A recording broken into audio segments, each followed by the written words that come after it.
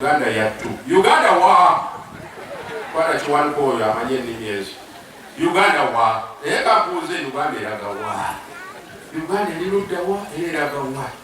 Nze nga awangalidde mu Uganda muno. Nange ez'omukuba wangadde neetegereza. Oluusi tutambula ekigere kimu mu maaso tudda mu maaso ate nituddako emabega ebigere bibiri. Tugaa ti Uganda tulaga wa. Tugenda mu maaso batudda mabega. Nga bwe byali si bwe biri, bwe byandibadde si bwe biri. Olabira ku ngeri y'ekitambula obutonde. Era amataba gazzeemu. Kakati Katonda n'awaguza naye nga munyiivu. Katonda munyiivu. Akabonero akategeeza nti tuyitirizza. Tusima musenyu, tuzimemu omuceere, tukoze tutya kati ate emigati gikona gye giraga yonna tugenze tutayizaayo. Katonda munyiivu. Bwe ngamba Katonda munyiivu eyatonda Katonda ate yasinga okugamba Uganda muli kuki. Si bwe natonda kyakino najja kululaga nti the pearl of Africa, eddulu lya Africa tulitambula. Naye okutambula okwo omanyi omuntu wajja wano nga bulalu. Ayinza kwenda okutuyingizamu eddalu era tuguule tuwaba. Nze sigalawo nzekka n'omuzindaalo. Kuba mbategedde nti mulalu. Mba mutunuulira alaga wagenda akola jabala tubalaga. Tugenda tuduka gundi oduka. Wali nange simanyi ne badduka. Nawo oli mulalu. Omulala omu yekka. Kakati bye tukola obutonde kitegeeza eddalo litulimu. Tetukomye ku butonde bwokka tuzire ku bantu bannaffe. Bannange kitta bantu si kyakusaaga. Kirina kye kitegeeza. Era tuleme kulaaza. Waliwo ensonga. Ensonga egamba nti Yesu tatuliimu kimala. Bw'aba tulimu se tumwaniriza kimala nga Elizabeti bwe yamwaniriza. Nga Bitayimale bwe yamwaniriza. Ng'abatume bali ababiri bamwaniriza. Sigala naffe bamwaniriza n'abakolamu omulimu. Uganda nsi nsomi. Ewaffe ndesa abalamuzi bayiika bazze mu bajulizi. Abajulizi bali mu kulubaga nti Uganda waffe kati Uganda yaffe eraga wa. Uganda wa. Abakulembeze mukola ki? Obukenuzi wonna mu mitendera gyonna buli kimu bakyanise. Buli kimu kirimu. Bukedde banyanike. Buli kimu kyanike gundi. Ffenna tuli bakenuzi. Obukenuzi obwo butegeeza Yesu tatuliimu kimala. Tuzimbe eggwanga lyaffe. Sina byabukuzi tebimala. Not enough political engineer. Unity and development. Development ebeera ya ssente.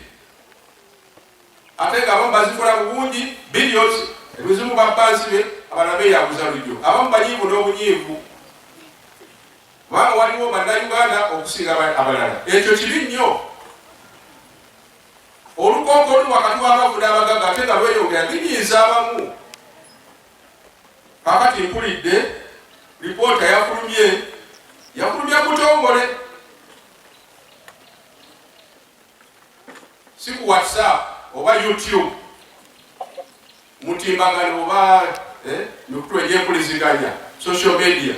Mu butongole mu mawulire ag'eggwanga twafunye ekikopo ekirala tufuna ebikopo ebiwera kati kyakunywa nguuli.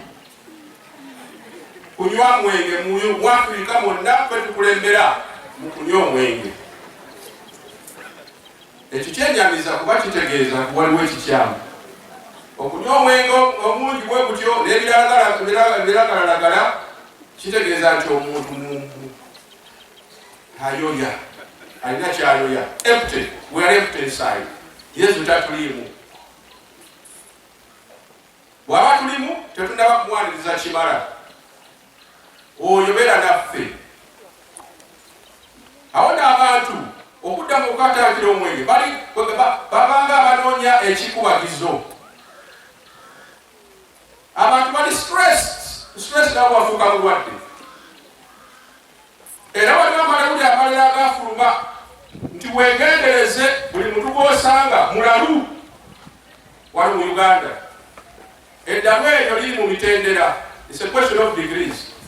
But we have mad people. There's something wrong. Abalalu bangi nnyo, abalala balesa obulalu bwabwe bubayitiriddeko.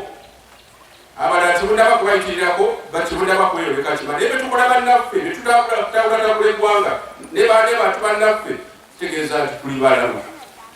Awundi abooluganda, katunzike nga tugamba nti Yesu beera naffe, Yesu sigala naffe. Yajja erinnya lye Emmanuel atulimu, naye ffe tunaba kumwaniriza. Nga Bikira Mariya bwe yamwaniriza, ng'Elizabeti bwe yamwaniriza. Abakuza olunaku olwakukyala kwa Bikira Mariya ne Elizabeti na visitation, tubeere abasaale okwaniriza Yesu bulamu waffe, tumutwale mu maka gaffe, tumutwale mu bubondo, tumutwale mu society mu Uganda yaffe, tumutwale mu nguudo zaffe tuzikole bulungi. Olaba neze Kampala nazo kakati byafuuka enkuba bw'etonnya olaba ng'ennyanja. Ekibuga Kampala tekiva mu mawulire, gwa ku Katonda waguzza. Naye ne wano mu Kampala awo be twakitegeeza nti ffenna tulina okufaayo kulaba nga twaniriza Yesu bulamu waffe, si bakulembeze bokka.